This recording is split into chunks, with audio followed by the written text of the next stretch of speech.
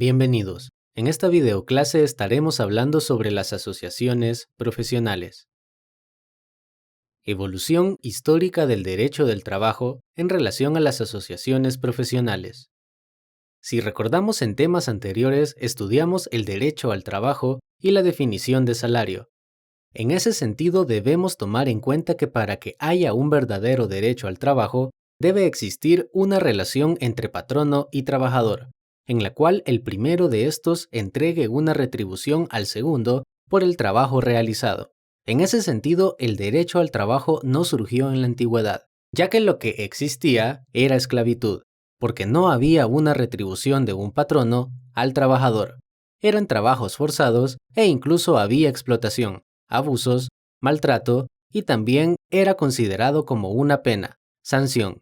No fue hasta la caída del Gran Imperio Romano y en la Edad Media que se desarrolla el comercio, en donde floreció el artesanado, según estimaciones, en el siglo XVII. Evolución histórica del derecho del trabajo en relación a las asociaciones profesionales. Cuando los artesanos logran consolidarse y aumentar en número, estos, por distintas necesidades e intereses, logran agruparse en su beneficio, y de esa forma nacen las corporaciones de oficios, que pretendían conseguir una diversidad de objetivos con base a sus intereses de grupo, entre las cuales estaban regular el mercado, la producción y venta de la mano de obra. En ese sentido, la estructura de las corporaciones se componía de la siguiente manera: A. Maestros. B. Compañeros. C. Aprendices. Requisitos de los maestros, compañeros y aprendices. Ahora analicemos cuáles fueron los requisitos que se tenían que cumplir para tener el grado de maestro, compañero y aprendiz. Maestros. Para poder lograr obtener el grado de maestro, debías tener verdaderos conocimientos y haber creado una obra maestra, una pintura famosa, una escultura, una invención, etc. Y era la única forma de tener su propio establecimiento o negocio con aprendices. Compañeros. Es el mismo aprendiz, solo que ya tenía ciertos conocimientos desempeñando cierta labor, arte u oficio, es decir, ya estaba apto para realizar el trabajo sin ayuda del maestro. Aprendices. Tenían actividades que realizar impuestas por el maestro, y estos podían corregirlos. Es una etapa en la cual aún no han perfeccionado sus labores y tareas. Evolución histórica de las asociaciones profesionales en la época precolombina.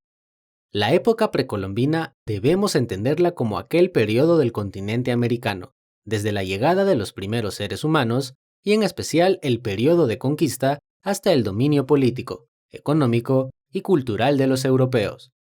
Recordemos que con la llegada de los europeos a América se dio la explotación de la agricultura, objetos artesanales como ropas, telas, cerámicas. En ese sentido, la estructura social de los pueblos indígenas fue modificada, ya que estaba conformada por la nobleza, cuyo líder principal era el cacique, sacerdote, los guerreros, los comerciantes, los plebeyos, y en la parte más baja de esa estructura estaban los esclavos, que eran los indígenas. El trabajo realizado era de explotación por parte de las castas de la sociedad pipil. El trabajo artesanal y de las tierras se basaba en la explotación de plebeyos, los que no tenían sangre europea, y esclavos. Evolución histórica de las asociaciones profesionales en la época precolombina. Al consolidarse el dominio español en el continente americano e imponerse la colonia en el siglo XVII, se dan grandes cambios en la producción agrícola, ya que productos que no conocían antes los europeos llegan a Europa por primera vez, como por ejemplo el maíz, frijoles, papa, el cacao, entre otros, y de Europa hacia América, productos como la caña de azúcar, el arroz, el trigo, aves de corral y toda clase de ganado vacuno, ovino, porcino, y se incrementa la producción del tinte vegetal llamado añil. Distintas etapas de la evolución histórica del derecho del trabajo. Primera etapa. Es el periodo comprendido desde la Revolución Francesa, 1789, hasta revoluciones europeas de 1848. Segunda etapa. es el periodo que comprendió las revoluciones europeas. Tercera etapa, la obra de Bismarck. Abarca casi todo hasta finales de siglo 1890. Cuarta etapa, el periodo desde Bismarck hasta la Constitución de Weimar o Constitución Alemana de 1919. Quinta etapa, la Constitución Alemana de Weimar. Sexta etapa, periodos entre las dos guerras mundiales. Séptima etapa, periodo comprendido desde la Segunda Guerra Mundial hasta nuestros días. Legislación salvadoreña que regula el derecho de asociación profesional. El derecho de asociación profesional lo encontramos en el artículo 47 de nuestra Constitución. Recordemos que la Constitución es la norma de mayor jerarquía a nivel nacional y por lo tanto debemos conocerla, ya que de ella emanan los principales derechos con los cuales gozamos. En ese sentido, la disposición es clara en que tanto trabajadores y patronos tienen el derecho de asociarse, y además de eso, no pueden ser objeto de ninguna clase de discriminación. Por lo tanto, pueden hacerlo libremente con el objetivo de defender sus respectivos intereses, pudiendo hacerlo de dos formas, por medio de asociaciones profesionales o sindicatos. Legislación salvadoreña que regula el derecho de asociación profesional. Ahora que ya conocemos en dónde se encuentra regulado el derecho de asociación profesional en nuestra Constitución, es el turno de conocer en qué parte del Código de Trabajo se regula, y la respuesta está en el artículo 2, inciso 4 de dicho código, el cual dice que los trabajadores de las instituciones públicas, y en específico las entidades autónomas, tales como la UES, CEPA, CEL, entre otras, también tienen la facultad de constituir asociaciones profesionales o sindicatos, y además de ello, les otorga la facultad de celebrar contratos colectivos. Legislación salvadoreña que regula el derecho de asociación profesional. Continuando con nuestro Código de Trabajo, en el artículo 204, regula todo lo referente al derecho de asociación profesional. En este artículo se deja claro que no puede haber discriminación alguna, ya sea por nacionalidad, sexo, raza, credo o ideas políticas. Esto último en sintonía con lo establecido en nuestra Constitución. Legislación salvadoreña que regula el derecho de asociación profesional. Continuando con nuestro Código de Trabajo, encontramos el artículo 257 y siguientes, el cual nos dice que las asociaciones sindicales pueden unirse para formar federaciones y confederaciones de trabajadores. Cuando se unan 5 o más sindicatos de trabajadores o 3 o más de patronos, serán una federación. Y cuando 3 o más federaciones de trabajadores o patronos se unan, serán una confederación. Ambas figuras tendrán personalidad jurídica, es decir, tendrán sus respectivas credenciales y acuerdos de constitución, con los cuales podrán suscribir ciertos documentos, proyectos y acuerdos con otros entes nacionales o internacionales. Legislación salvadoreña que regula el derecho de asociación profesional. El artículo 73 de la Ley del Servicio Civil de El Salvador, en principio, establece que todo servidor público tiene derecho a asociarse libremente por medio de asociaciones profesionales o sindicatos.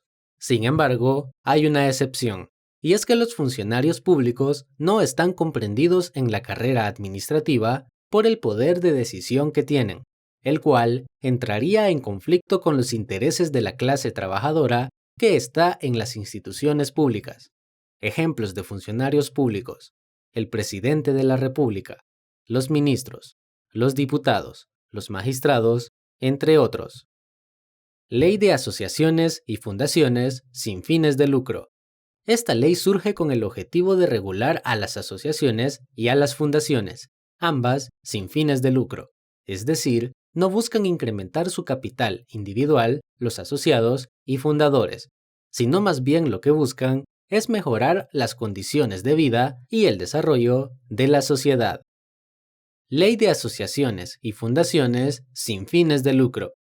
La ley también contempla que las asociaciones se constituirán por escritura pública, Esto quiere decir que para obtener su legalidad y su personería, uno de los requisitos es que deben comparecer ante un notario de la República, para que les elabore un documento, el cual se imprimirá en hojas de protocolo del notario, el cual contendrá las generalidades de la nueva asociación, la voluntad de aprobación de sus estatutos y la elección de sus administradores. Responsabilidad de las asociaciones y fundaciones. Un tema de suma importancia es que las asociaciones y fundaciones no estarán exentas de responsabilidad en caso de cometer alguna ilegalidad, actuar fuera del marco de la ley. Por lo tanto, son civilmente responsables de las acciones realizadas a su nombre, por sus administradores o miembros, cuando éstos no excedieren las facultades que les fueren confiadas por la norma que las regula. Otro punto importante es que las asociaciones y fundaciones no tendrán responsabilidad penal. Eso quiere decir que si sus administradores o miembros, actuando con la personería de la asociación o fundación, cometieren algún ilícito penal, no tendrán pena de prisión, pero serán civilmente responsables de los daños ocasionados por los delitos o faltas cometidos. Esto quiere decir que tendrán que responder económicamente compensando el daño realizado. Eso no quiere decir que los miembros no tendrán cárcel si cometieren un delito fuera de las funciones de la asociación y fundación. Por ejemplo, si uno de ellos matare a otra persona. Fines no lucrativos. La ley establece que si un grupo de ciudadanos decide conformar una asociación o fundación, tiene que estar claro que sus actividades son sin fines de lucro. Esto quiere decir que nadie perseguirá el enriquecimiento directo, aumento de capital de sus miembros, fundadores y administradores. Por lo tanto, el único aumento de capital que puede haber es para la institución, asociación o fundación, no a título personal, porque lo que se busca es desarrollar a la institución y mejorar las condiciones de vida y desarrollo de la sociedad. En relación a lo anterior, la ley establece que no podrán distribuir beneficios, remanentes o utilidades entre ellos, ni disponer la distribución del patrimonio de la entidad entre los mismos al ocurrir la disolución y liquidación de la entidad, dar por finalizado las actividades y existencia de la entidad. Y por último, la ley establece que las asociaciones y fundaciones no podrán ser utilizadas para actividades bancarias o financieras. Registro de miembros o afiliados. Un tema de suma importancia es el control y registro de quiénes son las personas que integran la asociación. En ese sentido, la ley exige que exista un libro de registro de sus miembros o afiliados, en el que se consignarán una serie de datos personales. Estos datos son importantes para garantizar que la entidad tiene personas con honradez y moralidad notoria, además de evitar que se incluyan personas que no cumplan los requisitos legales. Otro punto importante es que para regular el ingreso y salida de los miembros, en los estatutos deberán contener disposiciones que hagan efectivo este punto. ¿Cómo se prueba la existencia de la asociación? Es importante que nos hagamos esta pregunta, ya que si estamos recibiendo alguna ayuda, servicio o incluso obtenemos un trabajo en una asociación y fundación y quisiéramos conocer si esa entidad está funcionando de forma legal y si jurídicamente es existente, hay que recordar que la ley estipula que las asociaciones y fundaciones se probarán con el testimonio de la escritura pública de constitución, debidamente inscrita en el registro. Es decir, que deben aparecer en el registro de asociaciones y fundaciones del Ministerio de Gobernación y Desarrollo Territorial.